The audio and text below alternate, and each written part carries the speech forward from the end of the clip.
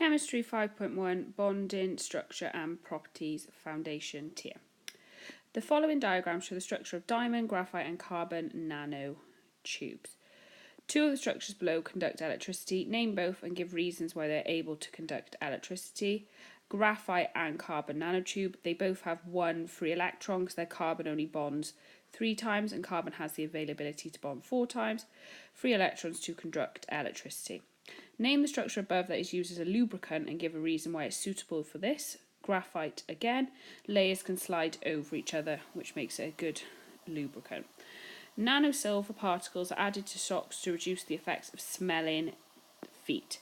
Research has shown these particles can easily leak into wastewater during washing. State the property of nanosilver particles that makes them useful in socks. They are antifungal. Suggest a reason why some scientists are concerned about nanoscale silver particles entering wastewater. We don't know the full effect on the body. They are so small, so nanosilver is so small that it can fit through your skin and it can get into your blood, and we don't know the full effect.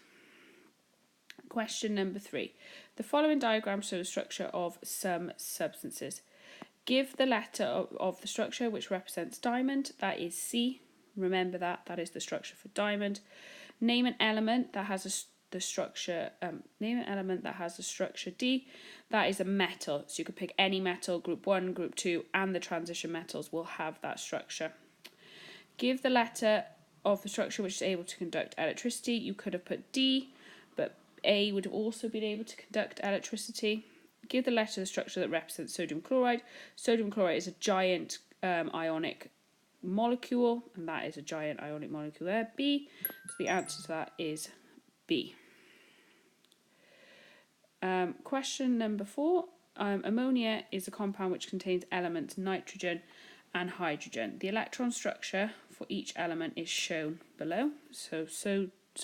Nitrogen is 2, 5, so it's got 2 in the first shell, 5 in the second shell, and hydrogen is 1. State which of the following dot and cross diagrams, A, B or C, represents the bonding of a molecule in ammonia. It is going to be B, because the lone element, N in this case, because NH3, is going to be in the middle. They're all going to bond to the lone element N. Give the name of the substance represented by the following dot and cross diagram. That is water, H2O. The dot and cross diagram for the molecule of ethane, so it's got no double bond, is given below. State the total number of atoms in a molecule of ethane, so count them. 1, 2, 3, 4, 5, 6, 7, 8. State the number of bonds that can be formed by a carbon atom. State the number of bonds that can be formed by a carbon atom. Carbon can form 4 bonds. Give the molecular formula of ethane, so the formula, so it's got 2 carbons, C2H6. You can work that out by counting the atoms by here. Question number 5 then is a dot and cross diagram of the electron structure of magnesium reacting with fluorine to form magnesium fluoride. And they've said that the crosses and X's are the outer shell electrons. So magnesium has got 2 in its outer shell. Fluorine has got 7. So they've shown the transfer of the electrons here. So magnesium has now got a full outer shell of 8, and both of these fluorines have got full outer shells of 8 also, because they've gained 1 electron. So magnesium has lost 2 electrons, so it becomes +2.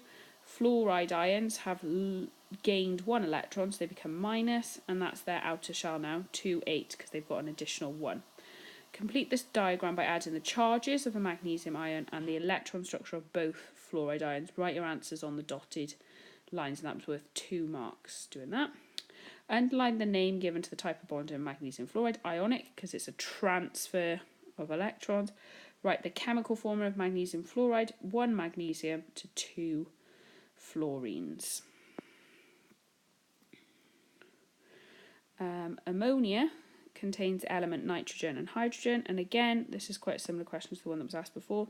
Give the letter of the diagram which shows how the atoms are bonded in ammonia. Like I said before, the lone element, which is N again, goes in the middle and the hydrogens surround it, so that would be A. The bonding in ammonia molecule is strong, but the bonding between the molecules is weak. Ammonia is a colourless gas and at room temperature 25 degrees, so that means that it boils below 25 5 degrees. Put a tick in the box next to the most likely melting point and boiling point values for ammonia. These ones, because if it's a gas at them temperatures, it's not going to turn into a liquid at any of these temperatures because they're too high. That is the one for water. Question 6 then, using the electron structure below, draw a dot and cross diagram to the bonding in a molecule of hydrogen peroxide. So that's the formula of hydrogen peroxide. Hydrogen's got 1 electron, oxygen's got 2, and then 6 in its outer shell, so it's got 8 electrons in total. You've got 2 oxygens and 2 hydrogens, so I've drawn here the kind of thing that starts to happen. So the first thing that would happen is the hydrogen and the oxygen would share them electrons, and the hydrogen and oxygen would share them electrons, as you can see down here. And then what would also happen in the middle, because you can see from the diagram that the 2 oxygens would also share 1 electron. That is a 3-mark question, so make sure you're drawing what you think would be happening to get all 3 marks. Finally, question number 7, the 6-mark question. Thermochromic pigments and photochromic pigments and shape memory alloys are all types of smart materials. Materials that react to a change in their environment. Describe your understanding of smart materials. Your answer should include what is meant by a smart material, some examples of smart materials and their properties and uses. So the first thing I was doing before I started the 6-marker, what's the topic? So smart materials change with their environment. So I've just given myself a little definition of smart materials. Important marks, 6 points, 6 marks. Command word, describe, so say what you'd see. Started to think of some keywords, temperature, light, change, environment, the uses of them, and then I started to think of sentence start to get me going to start the 6-marker. So the first paragraph I wrote, which kind of answers the first bullet point, a smart material is a molecule which reacts to a change in its environment, normally temperature, heat, or light intensity. So that's what I did for the first one. That would get me at least 1 mark.